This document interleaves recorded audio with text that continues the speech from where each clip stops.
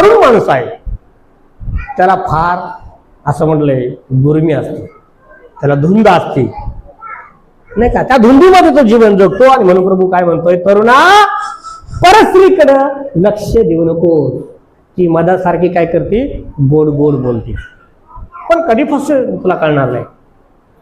तरुणाने विशेष लक्ष द्यायचं. तरुणांनी काय म्हटलंय की तरुणपणी आपल्याला देवाचं वचन ऐकायचं आहे, तरुणपणाची धुंद आपल्याला सोडून द्यायची आहे नाही का.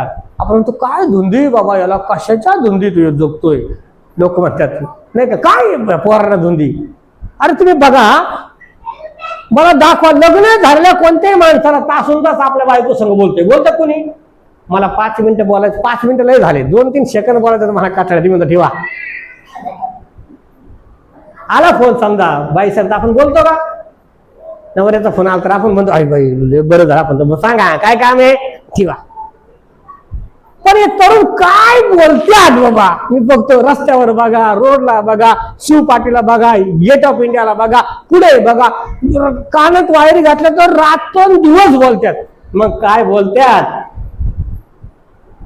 आणि काय नाही, मला तर अजून त्यांचं गणित समजलं नाही. प्रभू त्या तरुणांना सांगतो की अरे परखी मुलगी कशी बोलते, मधासारखी गोड गोड बोलते. पुढे जाऊन स्पष्ट, मी माझ्या मनाचं नाही सांगत, बरं सगळं पवित्र शास्त्रात त्यानं लिहून ठेवले, हजारो वर्ष आधी गोड गोड बोलती. मग आम्ही काय बोलतो आमचं आम्हाला माहिती. मग त्या बोलणाऱ्यांना कधी कधी म्हणतो लग्न करून बघ मग बोलशील का. लग्न केलं ना मग तो गळ पडतो, तो काय त्याचा फोन सुद्धा वाजत नाही, मग सिम कार्ड बदली होतं, फोन सुद्धा वाजत नाही. तरुणपण हे देवाच्या हातात आम्ही दिलं पाहिजे. तरुणपणाची जी धुंदी आहे ती धुंदी आम्ही सोडून दिली पाहिजे. तरुणपणामध्येच देवाला समर्पित झालं पाहिजे.